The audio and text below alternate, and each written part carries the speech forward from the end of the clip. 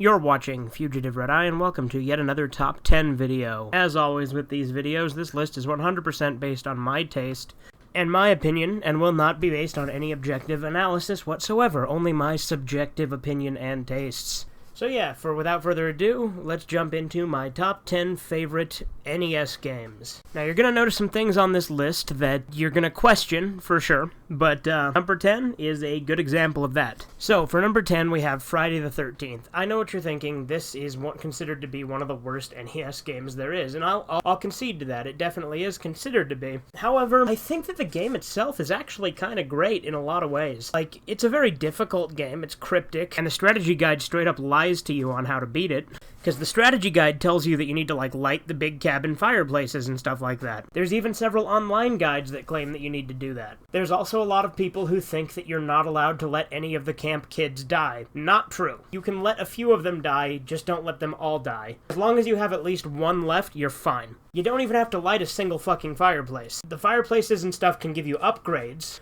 and you want to try and get the torch, because if you get the torch, that's the easiest weapon, because the goal of the game is just to beat Jason. That's literally all you have to do. You have to beat him 3 times. So you beat him 3 times for 3 days, and that's how you beat the game. That's it. That's literally all you have to do. Now granted, Jason is very strong, but there is a pattern to beating him. You see, when you're chasing Jason around the map, if you catch him in his pattern, you can continually chase him as he retreats. Now, it's easier to kill him on the map than it is in the cabins. The cabins are kind of like Punch-Out, where you have to, dodge an attack. Out on the map, you just have to jump to dodge his attacks and then throw your own. So yeah, killing Jason's really not that hard. So, the game itself, I actually think is kind of innovative for the NES. It's a fairly open-world game for the NES. It's not open-world, but it's got a pretty big map when you think about it. It's got the woods, it's got the lake, it's got the cabins, it's got the roads, it's got the caves. It's nuts. It's huge. And on top of that, I actually think it's the right way to do a Friday the 13th game, where your main goal is to defeat Jason, but you're also having to keep an eye on the campers and make sure they survive, try to keep as many people alive as possible, and if a few of them die, that's fine.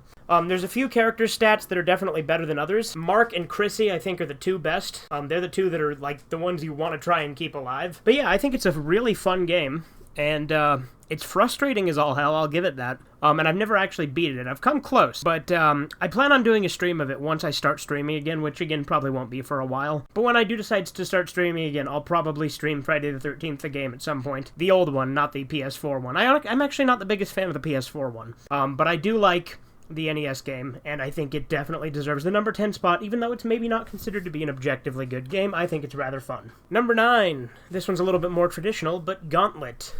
Gauntlet is a classic arcade game where you choose one of several different warrior characters and you go around collecting treasure and fighting enemies. There's really not a whole lot more to it than that. It's very arcadey. In fact, I think it was an arcade game to begin with. There's several arcade games of it at the very least. Now, the version I grew up with was the Tengen version. I don't know if that plays any differently than the actual Nintendo version. Either way, Gauntlet is a very fun game. It's a very fun shoot-'em-up dungeon crawler game that I definitely recommend if you like top-down dungeon crawler games, because that's what it is. It's kind of like Zelda, but not really, because it's very, just complete the dungeons. That's Gauntlet. It's a fun game. Number 8, Cokehead Junkie. Now, this is a ROM hack. If you think that that's cheating, I'm sorry, these are my criteria. But Cokehead Junkie was the first NES game I ever beat. And full disclosure, I beat it using save states. That's how I've only beat 2 NES games, and both of them I had to use save states. We'll get to the other one a little bit later on this list. But Cokehead Junkie is a ROM hack of Codename Viper, and Codename Viper is a generic shooter Contra clone where you're going around trying to stop a drug cartel, essentially. Whereas Cokehead Junkie changes all the dialogue to make it so you're just trying to get your stash back because your drugs got stolen. It's a very standard, side-scrolling shooter, very standard NES fare, and again, it's very much a Contra clone. But I'm not gonna lie, I enjoyed it. I had a lot of fun playing it, and it was mainly because of the stupid humor. So, Cokehead Junkie is a very fun game. Codename Viper, on the other hand, probably not. I think the humor is what made me stick around. And I played Cokehead Junkie quite a bit when I was younger, because it was on one of the modded Xboxes we had, which I actually showed in the first video still available on my channel, that Xbox specifically. Not Cokehead Junkie, I don't think we showed that. But we have done a video playing Cokehead Junkie, so there is that. But yeah. Also, Cokehead Junkie has the phrase, "fuck 'em up," at the beginning of every level when you're about to start, whereas in the original it says, "get ready." So a lot of the times I'll say, "fuck 'em up" when I'm starting a level on a game. Not really so much on stream, but I have done that before when playing, co-op or something like that. Anyway, let's move on to number 7. Number 7 is Yonoid. This game is primarily on here because of nostalgia. In all honesty, I've never made it past the second stage of this game, but I have seen Dozermac play through quite a bit more of it when I was younger, and I've played a little bit of it myself, and it's definitely a frustrating game too. You die pretty easily in it. Yonoid is primarily on here for nostalgia.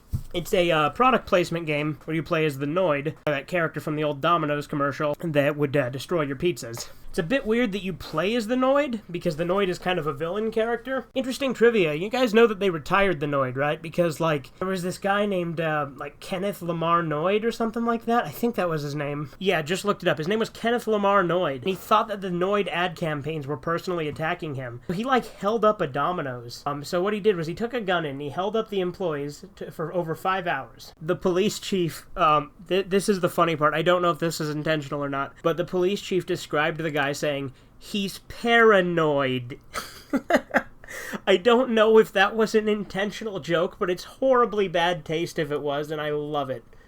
Now, he didn't actually kill anyone, luckily, although, unfortunately, he did take his own life later on, after spending some time in a mental institution. Kind of a dark turn with that, but, yeah, the Noid was a classic character, and it's just unfortunate that controversial scenario ended the Noid. I mean, they did actually bring it back briefly for a small stint, but it's not like a mainstay of Domino's anymore. Number 6, we have Contra. Contra is an absolute classic. It is the pinnacle of NES shooting games. You know, it's a side-scrolling shooter. You can shoot in every direction, and you can roll and shoot.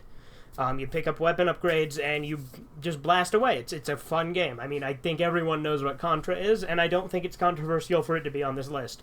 Contra is what NES side-scrolling shooters strive to be, because it was the top dog. There have been a few other ports of it and such. My first exposure to Contra was actually on the Super Joy Power Player, which I did a Nostalgic Gaming Stories episode about, which was a bootleg console that was gotten for me as a gift when I was a kid from the local mall that had a bootleg console stand, because they used to have those in malls. And unfortunately, we no longer have that Super Joy Power Player, and the one I bought for that video didn't work, so I returned it. But Contra's still a great game. I've beat it myself many times, but I've never been able to beat it without using the Konami code, up, up, down, down, left, right, BA, start.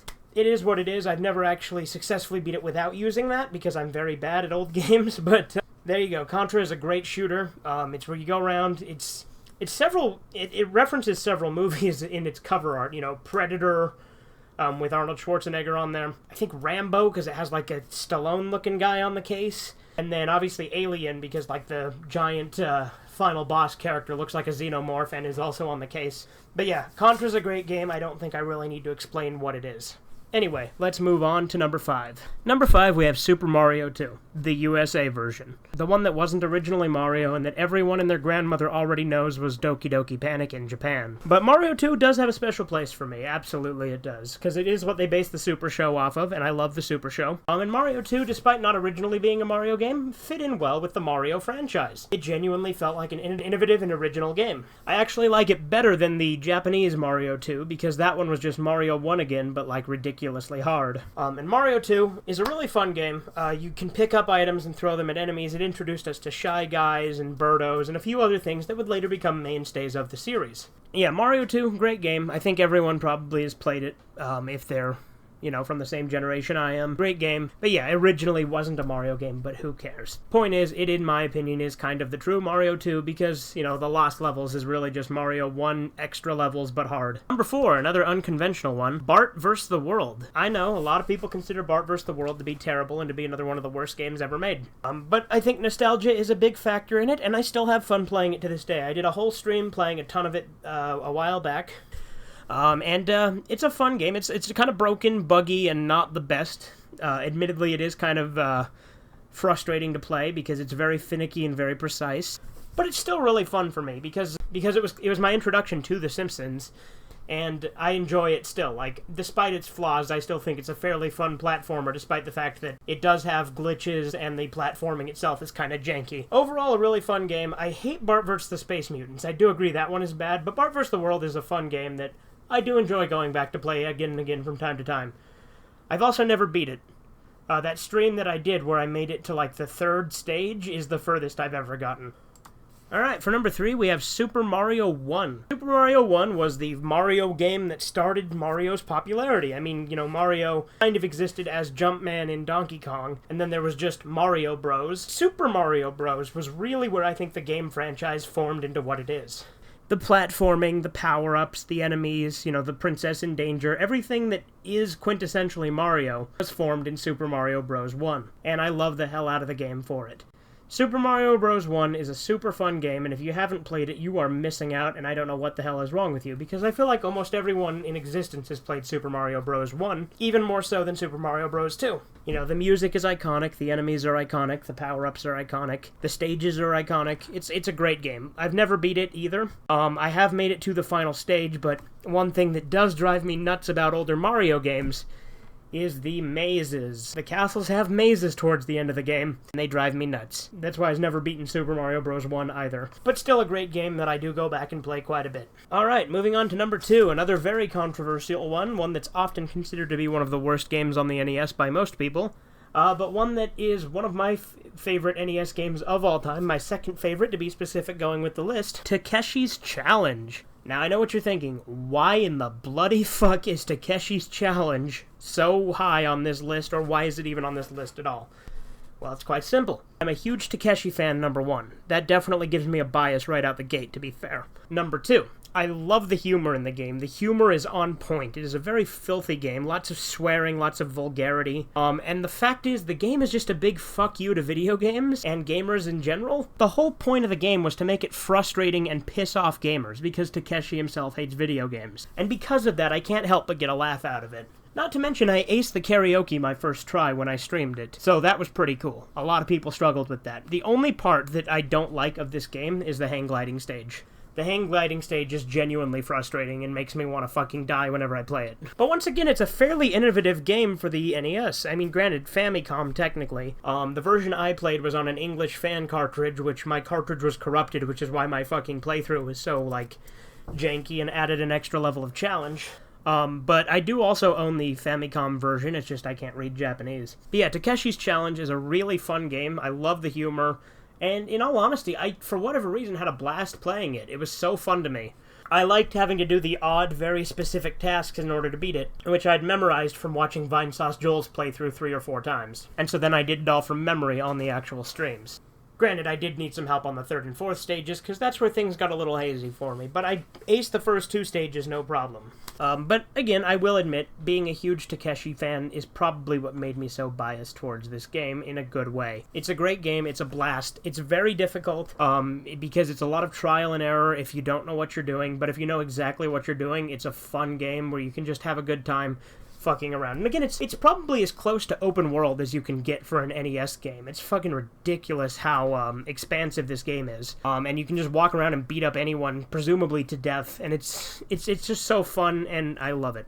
Alright, now we're on to number 1, the top dog of the NES, Super Mario 3. Super Mario 3 is my all-time favorite NES game. It's super nostalgic, the platforming is super fun. The music is great. The character designs, in my opinion, are the best 2D Mario character designs. And it's my favorite 2D Mario game in general. I think it has the best power-ups because, you know, it's got the leaf that gives you the raccoon tail. It's got the frog suit. Just such an iconic game. I don't think anything has ever topped Super Mario 3, in my opinion, as far as the NES goes. Obviously, later games certainly have. Otherwise, Super Mario 3 would have been my favorite game of all time, which it's not. I already did a whole video on that a while back. Not to mention the cartoon version of it was still pretty good, too. I enjoy all the Mario cartoons, and I feel like I'm one of the few people that does. But, yeah, I love Super Mario 3, as I feel most people do. I've never beat it, I've made it to the final stage, but I've never completed the game. And again, part of it's to do with the mazes, part of it's to do with the fact that World 8 is fucking merciless. It is a ridiculous stage. You gotta make sure you stock up like crazy on items when you go to World 8. But I always liked playing as Luigi, so what I would do is I would start a 2-player game, get Mario a game over, and then just play as Luigi without continuing as Mario. But yeah, Super Mario 3 is great. I think everyone knows what Super Mario 3 is. And that's my list. As I said, it's all to my personal taste and is not objective. So you probably disagree, especially on, you know, Friday the 13th, Cokehead Junkie, and Takeshi's Challenge. I feel like those would probably not be on most people's lists. And Bart vs. the World. Bart vs. the World, a lot of people probably don't like. But I feel like, you know, Mario, Contra, and Gauntlet are all pretty standard stuff. Anyway, that's my tastes, and that's what I like about the NES. Anyway, toodles.